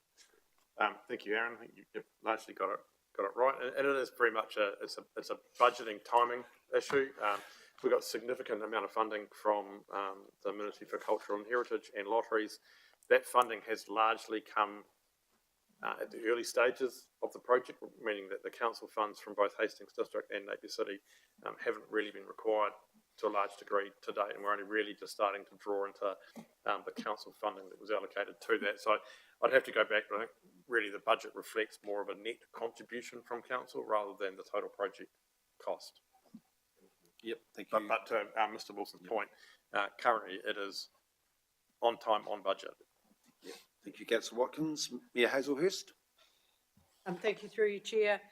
Could we change that title in here, please? This is museum storage, not arts and culture. Oh, yes. Thank you. And could we also have a breakdown of building and property management? And is that largely Heretaunga House, or what's the variance there, the nearly 5 million? I will need to come back to you on that if I can. Yep. Take an action on that. Yes, thank you. That's an action. Yep. Yep. Thank you. Mr. Wilson. Sorry. I must have flipped that. Right. So what this does is give us a breakdown of the $393 million in terms of percentage of where that debt sits. And what I've done here is break out the Three Waters plus the Three Waters growth area. So you can better understand that 55% of our $390 odd million is related to water debt. I think it's, we've spent a huge amount of money on water over the last 10 years, and that just gives you a clearer picture of where that debt is actually sitting in relation to activity, and is by far the main driver that you see in that picture. Yep. Councillor Sholem, did you? Thank you for clarifying this. And just on that point, can you remind me how much revenue, what percentage of our revenue is derived from water services as well? Because as I recall, it's quite disproportionate, isn't it? Yeah, yes, it is. Yeah. So it's probably worth mentioning through you, Chair. I mean, this is all the work that's being done now through local waters, done well. All of that will come back to councils for decision. Worth making a point that sort of says the law that the current government's just changed that allows councils to borrow up to a maximum of 500% of their Three Waters revenue. What we've invested in Three Waters is already significantly beyond that relative to our revenue. So the reality is, whilst this will all come back, when we most of our, as this describes, most of our investment has been in Three Waters. And so through your chair, most of our debt-funded investment is through Three Waters. So you look at the size of our roading network and see that it's only 6% of our total debt. That just reflects how the roading network is funded and our relationship with NZTA. Really, we only borrow, other than what we're doing for recovery at the moment, we generally only borrow for new works and really big projects. So That's sort of a key sort of outlier. And really what this all means is that the rest of the organisation, the rest of the revenue from the organisation is providing the borrowing capacity for Three Waters. Which Ms Allen, is about 220 million, isn't it? Something like that, around about that figure. Yep. Yes. Yep. Mr Wilson? Treasury. So basically what you're seeing here is that graph is an indicator of the cover and the fact that we are within the cover parameters. That big grey cloud that you see is our debt for the next 10 years, goes to around $711 million. We're required to keep within those two red bands of where our cover is. That offsets and manages our average cost of funds over the period of time. In order to do that, we take out swaps and fixed debt to manage that over a number of years. So I think probably just explain a bit more, Mr Wilson. So the top red line indicates the upper limit to which we will have fixed interest rates instruments in place, and whether that's fixed interest debt or through swaps. So in the first 3 years, the upper limit is at 100% of what our debt is. So and a lower limit of around, I think it's about 40% of our debt profile. So this is in the early years, and as you move out, the requirement is that the upper limit is that you wouldn't have anything more than say 80% of your debt covered with fixed, and the threshold and the lower threshold drops again. So that's why you have those drops, because in those 3 year bands, the rates of the elements to which you have fixed cover changes. So big mantra from the conversations around risk and assurance led by our chair, Mr Nichols, is that we try and, in the early years in particular, stay at the midpoint of our policy settings, and certainly stay within policy throughout. And as you'll see around September 2029, we're very close to the bottom end of our policy settings, and we'll be looking at some forward starting swaps to help fill in that green area sort of at the latter end of the plan. And certainly the rates that we're getting coming through now are making it more conducive to do that. Thank you, Mr Allen. Councillor Kerr? Apart from the independent chair, John Nichol, what other advice do we get to help guide us in this very expert field that councillors may not be qualified to get involved in? Yes, so we employ Bancorp, and they are treasury management experts. They have monthly meetings, come and have monthly meetings with the CFO, myself, from time to time, Bruce as well. They give us a full slide pack with complete overlays from a global level, from a New Zealand level, what the markets are doing, where the swap rates are going, when we should buy, when we shouldn't, because there's a fine line between ensuring you're in policy but not buying too expensively and costing council cover money.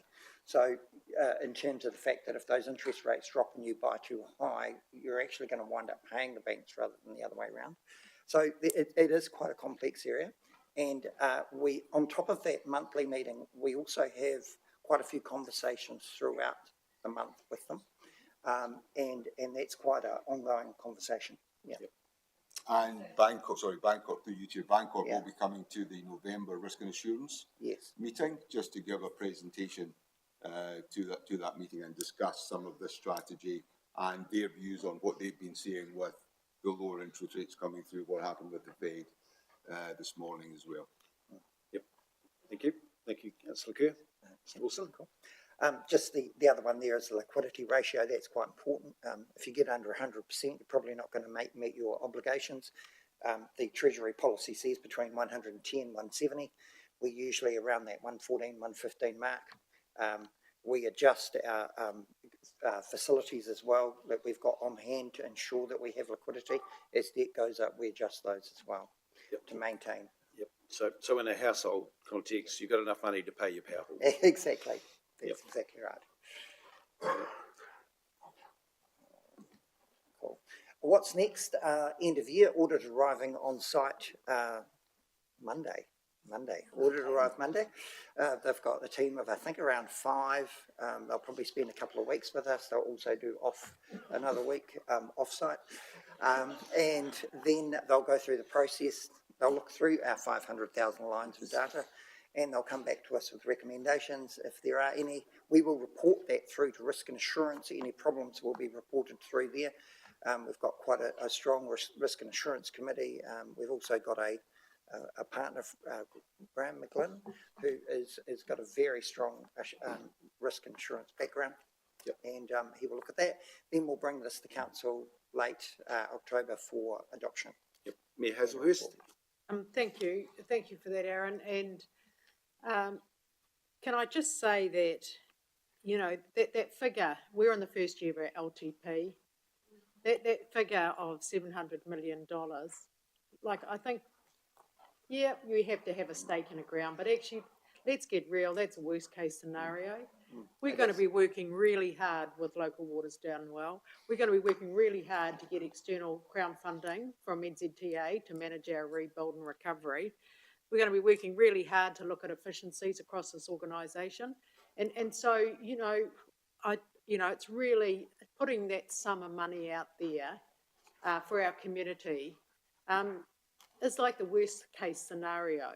There is a whole lot to do in the next front end of the first 3 years of the LTP to actually get more funding for rebuild, to get more, to look at our efficiencies as an organisation, and to look at how we manage our waters when we see we've got $220 million of our debt is in Three Waters and continues to rise as we look at what this year's costs are over budget for Three Waters. So, you know, there is a big piece of work. This is all coming to us. So, you know, I know you have to put a sum in the ground for 2030, but actually in 2034, but that is definitely the worst case scenario. We're going to be doing everything we can within this organisation to never get to that.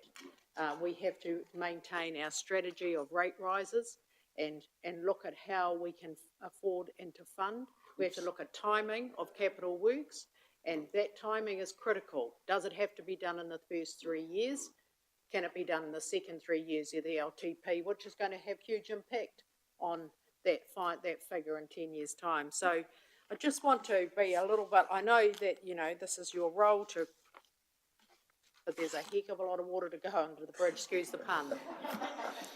Yes, and through you, Chair, and thank you, Worship, for that. We get that. I mean, this is a reflection back of a LTP that's been adopted, that all things, and as you know, we are working actively, you know, and you're leading the charge along with your colleagues in the region. You know, we have, at the invitation of the Minister, you know, having seen the Prime Minister, been presenting investment cases around transport, but it's worth remembering that, yes, it is worst case scenario. It is a plan that's based on a whole bunch of assumptions, including the only things that we could assume, that, you know, that the transport funding will be at, you know, VAR rate plus 20%, but we are working really hard to try and get more funding in that regard. It is working on an assumption, you know, and these are the very difficult conversations. It is working on an assumption that we build everything back, and, you know, and that's what the LTP reflects. So we are doing all of the work that you said, and we're all committed to that. We're not seeing 701 or $711 million as something to aspire to. You know, all of the Message, yeah. Chief Executive, Yeah. that is my message Yeah. to you and my kōrero. Thank Yes, you. and we agree entirely, and we will be working hard to present that information back to you as the decision makers for the community around what those choices look like. Yep. Thank you, Mayor Hazers and Mr. Bickle. Mr. Wilson, you. We're getting there, people. We're getting there. This is the rating result. As now, just a comment on that. This forms a part of that 14.8 million. You're seeing a $10.9 million number here. So, of course, we went out to the community and rated for specific things, and the budget that this rating result is against that particular rating budget. It doesn't include non-cash items like depreciation, and it doesn't include items like development contributions. That's why there's a difference between this and the normal financial result. And so the other thing to remember, as has been stated earlier by the chair, that $10.9 million number is already baked in to our $393 million external debt that we have, because as we incurred the cost and needed the cash, that's when we borrowed and drew down. So just following on from that, this is just talking about the recommended rating allocations that this paper is really all around. And we had the RA2 meeting, or time escapes me, Monday, and they recommended that they agreed with this recommendation towards this particular committee, that the reserves of the Rural Flood and Emergency Reserve and the Transportation Reserve actually fund their small, their $210,000 deficit. I won't use the word small, I could upset some people with that. The second one is the larger debt and the deficit that is in RA1 that you see there, both in terms of the targeted rate and the general rate, both around, one's 5.2, the other's 5.5 million. And that recommendation is that we have that as funded by debt, which has happened. Any questions? You've been so quiet. Any questions? Yeah. Right. Thank you, Mr. Wilson, for your presentation. You've got the auditors. This is an unaudited result, and I think earlier this year a question was asked of the external auditor, how many adjustments are made to the unaudited result, and the external auditor said very little. Now that's testament to our accounting team, Aaron and Jess. It doesn't happen.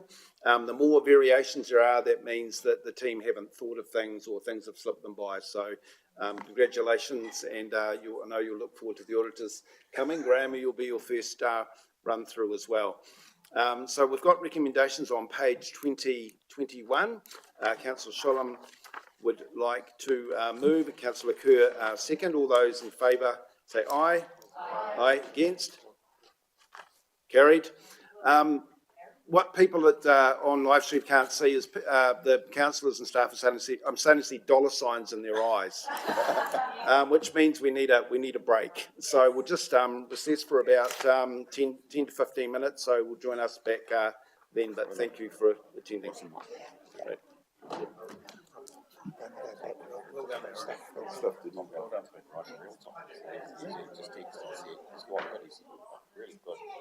Oh, that's a good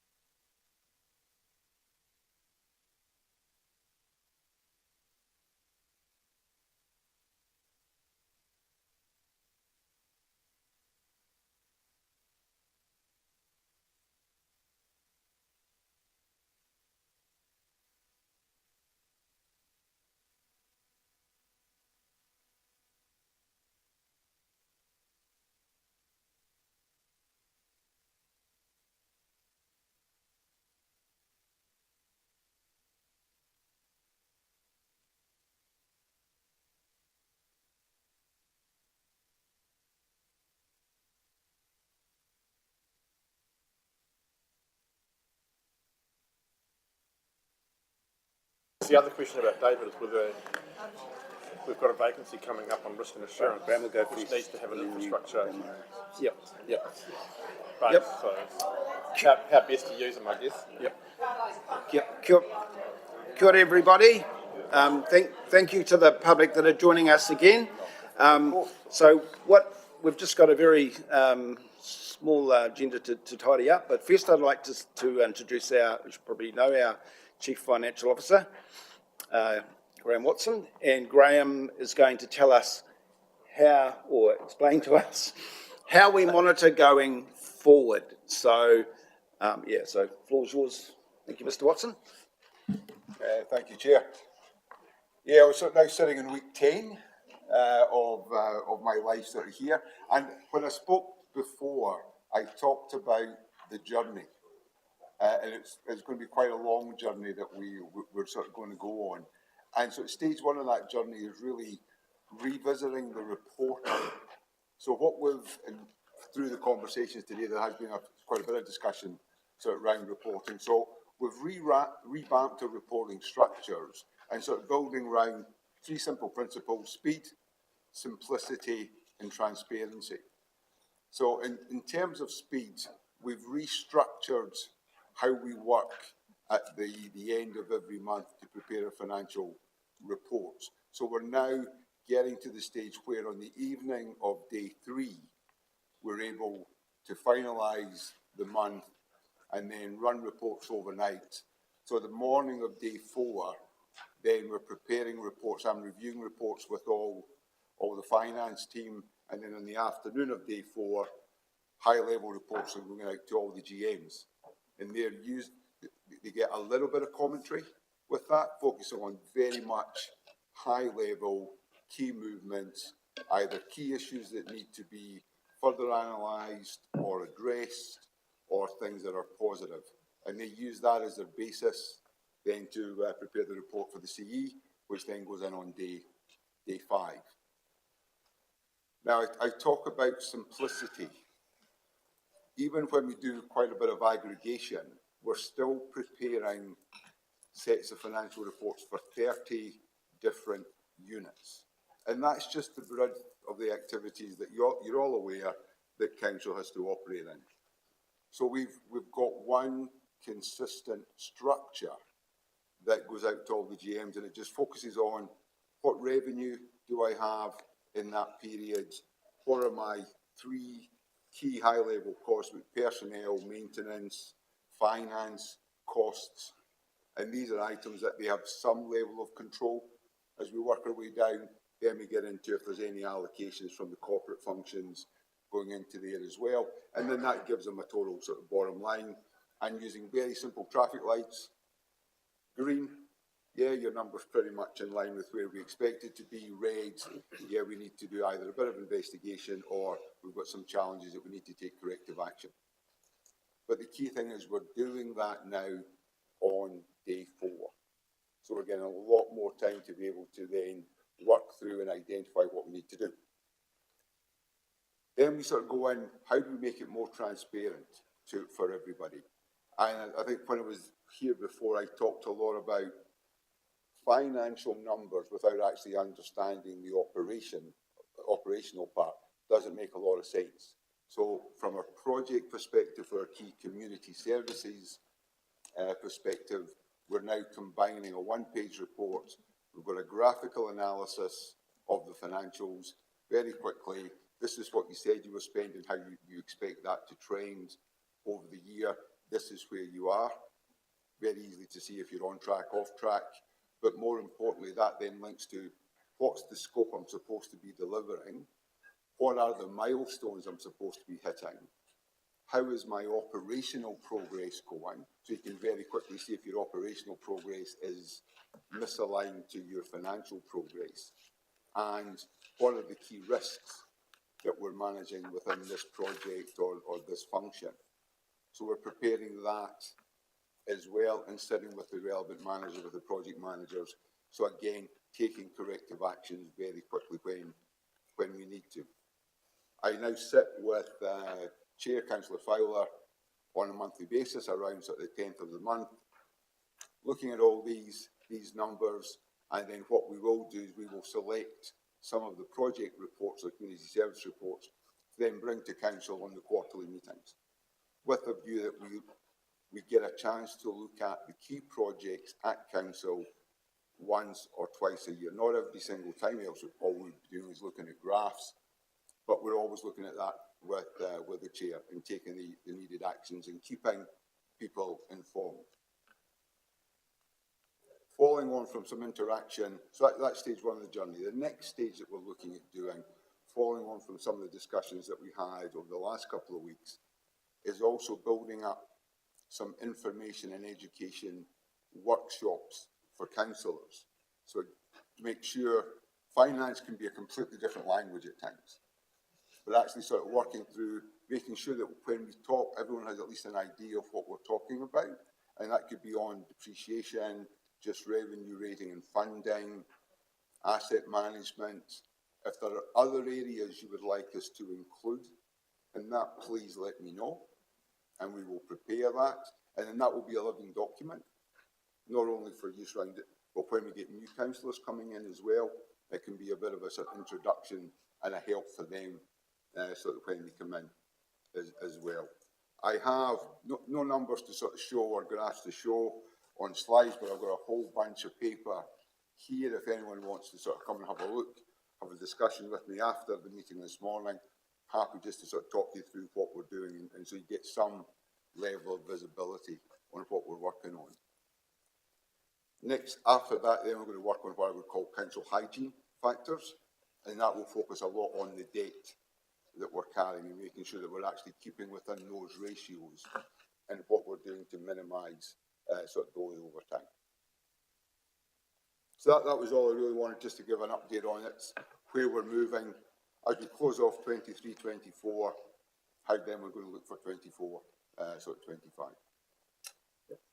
Thank you, Mr. Watson. And I sat down a couple of weeks ago or last week with Mr. Watson and Mr. Smith of Risk and Insurance, and we went through the report. Simon, you're going to love the graphs, just quietly.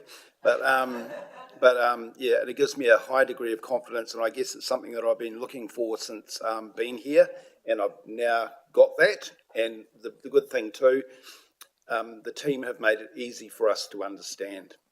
Very, very clear. So look forward to seeing those, and thank you for your mahi in that area, Graham. Thank you.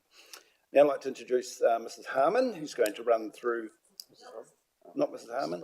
Mrs. Bayliss, sorry. I was thinking of another Mrs. Harmon. Sorry, Mrs. Bayliss. Apologies. Strike that from the record, Christine. And you're going to run through our health and safety report.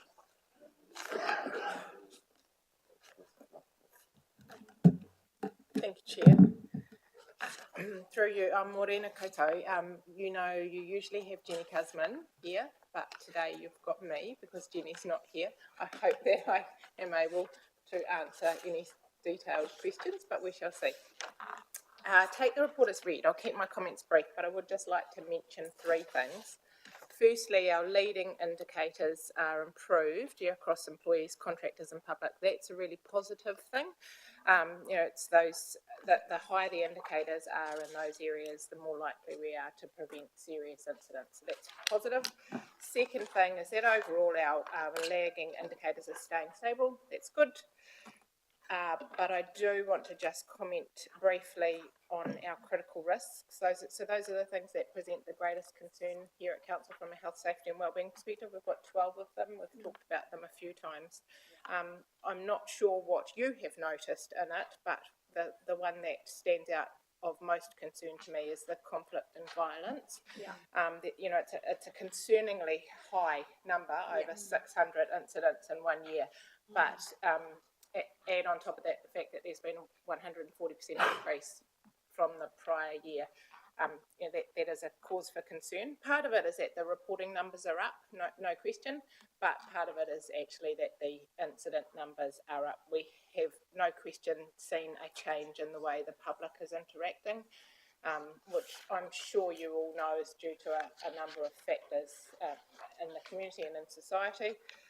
Whilst we haven't had a high number of physical incidents, these verbal incidents, they can really cause psychological harm. So then, you know, it's something that we need to focus on. The thing with these incidents is a one-off situation. Yep, that happens, but if it keeps happening over and over, and you know the severity of it is such that it's impacting on people, they can't just brush it off and move on. And everyone's different. Some people are more okay with those sorts of interactions. Some are impacted much more, and you know, and if they can't just move on with their day, and I don't expect they should all be able to, then it's having an impact on them. So we have been focusing quite a bit on this area, and we're going to take some further steps going forward. So I guess I said my comments would be brief, and I just want to assure you that we're on it, we're focusing on it, we're concerned about it, and we're doing what we can. Thank you, Mrs. Bayliss. Councillor Kerr. Just on that point, my expectation is there'll be training and systems and alarms and protections and all of the appropriate things. So just to make sure those are working, and there's nothing that we should be, I mean, I'm concerned about the figures, but I want to make sure we're doing all that we can to keep our staff safe. Yeah, so there is a lot in place already, and I'm happy to recirculate the two-pager critical risk profile on this, because it's very topical at the moment. So there's a lot of training that goes on around conflict resolution, mental health matters. There's obviously first aid training, actually physical first aid, but also psychological first aid. Got a lot of safety equipment in there. We look at the design of the facilities. We've got duress alarms and all those sorts of things. We have dedicated security roles at our facilities. You have the kaitiaki roles. One thing I probably should mention is that this isn't just in isolated parts of council. We're seeing it right across all areas where our staff are out interacting with the public, and even when our staff are going about their roles that aren't requiring interaction with the public. So they're just out working in a public environment on something, and a member of the public will decide to come up and interact with them. So it's actually right across all sorts of parts of council. And then, of course, there's the psychological support. You'll see that the number of people accessing psychological support has been very high, which obviously a lot is related to the cyclone, and that has settled back down. But we have not just the ability for people to connect and access psychological support, we also have what's called professional supervision that is there regularly. So we actually require teams to have sessions with trained professionals to help them debrief and talk about what has occurred over the last period of time. Just follow up. Thank you. Those numbers are far too high for comfort, but that is reassuring to hear all of your commentary, and the fact that there was, it appears to be maybe one first aid required. So well done. Thank you. Thank you. Thank you, Councillor Kerr. Councillor Sholem. Thank you, Chair. And first of all, I'd just like to acknowledge that psychological first aid course that in training you've been giving the team. I was really lucky to sit in on one of those training courses, and thank you for the opportunity. It was incredibly helpful, and something I think would be great for all elected members, particularly in situations like the one we've been through with Cyclone Gabrielle. Some of the tools I picked up in there, you think you are doing the right thing, but until you get the training, you don't realise that sometimes you can be doing more harm than good in certain situations. So it's really good. I'm really honing in on these stress-related incidents, Ms. Bayliss, and I understand from what you've just said that we've got good EAP and professional supervision services available.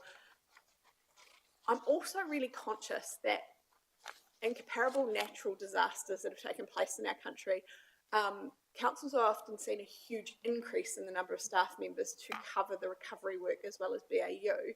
And I recognise that this council has been working very hard to minimise costs, and we haven't actually seen necessarily that growth. At what point do stress-related incidents become a catalyst for a resourcing discussion? Thank you, Councillor Sholem. That's a multifaceted, well, there's a multifaceted answer to that. We keep gathering information from staff around their level of how things are going from a workload perspective. But certainly there is some concern across a number of areas around, just looking to make sure he's not there, around how we're going, and in the very buoyant employment market that we've had up until recently, that's been even more difficult because we've seen a number of staff leaving. We've needed more staff. But it's certainly something that as a lead team we continually focus on in terms of hoping to make sure that we take steps where necessary. But that has to be balanced with the fact that there's not really enough funds. Yeah. Again, through Chair. I mean, they're really good questions. At a macro level, what we do know is, and this is data from the engagement surveys, we've got one of the highest ratings in terms of staff thinking this is a good place to work. We have seen an improvement, not surprisingly, post Cyclone Gabrielle. We had quite a bit of feedback from staff that were saying, I don't think the workloads you're putting on me are manageable. But it's incumbent on us in the context that we're operating in. I think a lot of our staff also recognise that, unlike a lot of private and central government institutes, there isn't wholesale redundancies going on. I think I'm motivated from a values point of view around, actually, we're working pretty bloody hard because we're here to serve our community. But we're going to have to stay live to this because there's some of the pressure. I mean, we've just done the finance presentation. The context is markedly different. Like if you're running a capital program that's $200 and something million, and it was previously $100 million, there are some corresponding resourcing impacts that go with getting that work done from a finance and risk management point of view, when suddenly it's a lot more projects, a lot more. So what I'd say to you is I think we've got some pockets of people that are feeling, I wouldn't say stressed. I don't think there are many places across the organisation that people aren't pretty fully occupied, and working pretty hard. So we just have to keep doing my job with the leadership team from a, being responsible for the employees is making sure that we keep a well-performing environment, recognising the context that we're operating in, and where necessary, having the conversation with the governance table about ultimately some of the choices and trade-offs. But it's I think you described it right as multifaceted. There's also just reflecting that, over the same period of time, we are the community. So, we had a staff member who lost a family member in the floods. We had a dozen staff that lost their homes, had a bunch of staff that were, we're kind of a bit reflective of the community. So it's not just the work stuff on its own, it's people's own context and the context in which we're doing a job with the community, that there's a full range of stresses as well. So a lot of the work that we've done around, these are the investments we've made that have been about equipping staff to be able to function well in the in the environment that we're operating in. So I don't think we should overstate stress levels or burnout. I mean, it's a feature of it's been a really demanding time. So I think the message from me as the chief executive is we're actively managing that. That's my responsibility as chief executive, and we will bring to the governance table if there are any emerging concerns and work that through. Thank you, Mr. Bickle. And I guess my reflection back and my hope, and it certainly you've shown that in the past, is that when we're looking across our organisation for efficiencies and savings, we are also counting the cost of those efficiencies and savings. So where it might be easy to say slash and burn roles within council, we've got to remember that they return on the investment in them. And also when we're looking at the huge capital work programs that we need to make sure that we've got good people across those. And I acknowledge the work that the team has done and yourself so far in ensuring we've got that. So just looking for that continued assurance that it will be brought to us at an appropriate time if we need to review. Thank you. Thank you, Councillor Sholem. Councillor Tia Hoskerworth.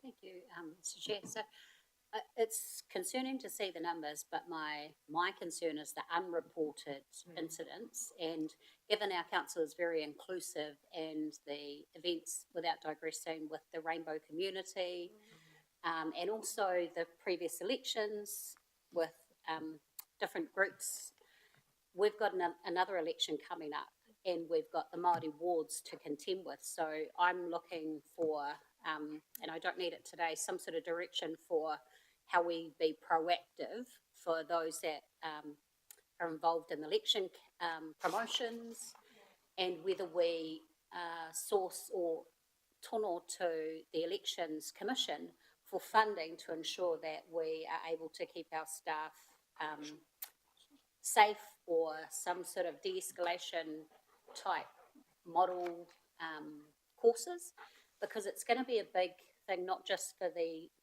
candidates, it's also going to be for staff. And we saw a lot with the previous election of people coming in to the office and a lot of our staff feeling a little bit intimidated. So a bit of a proactive strategy would be great. Yeah, point noted, and through you, Chair, I think we're constantly doing this in contexts which are pretty dynamic, and I think you're describing what next year could look like. And so the range of things, we're doing that conflict resolution, de-escalation training, where are there harmful customer interactions, and use a real example from the weekend where Kaitiaki staff in the library assaulted on Saturday. The staff did all the right things, pushed panic alarms, police turned up, took 5 police to contain the person in the library.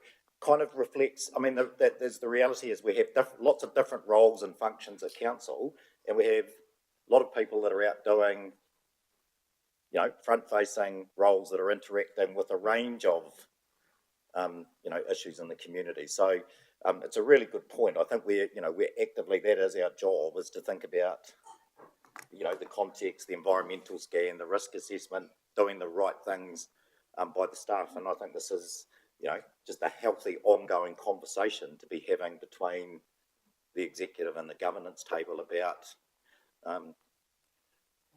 I think it's just onus of the Electoral Commission to come to the fore to support ensuring that those that are in the democracy team or to play a part in ensuring that our whānau are safe.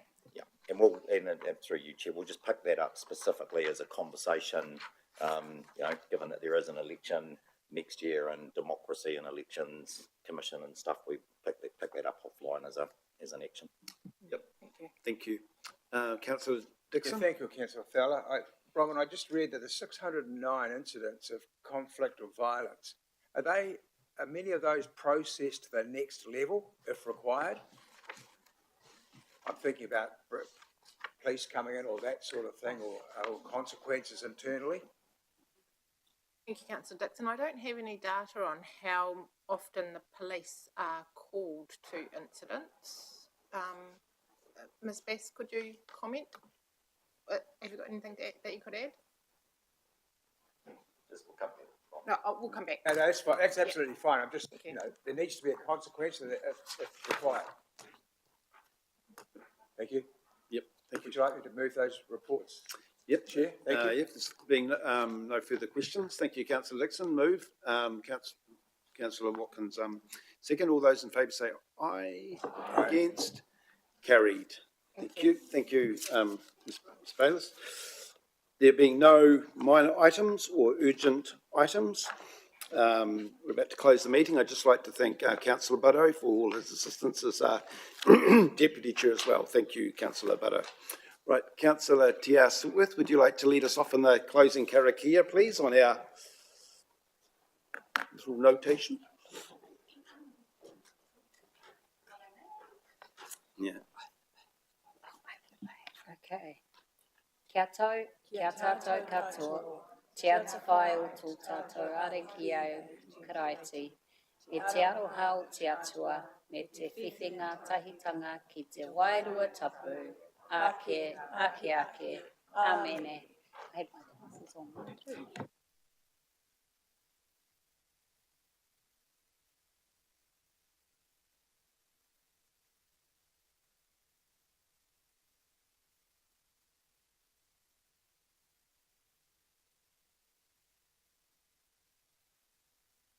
Okay, so we will have councillor only time and then councillor and CU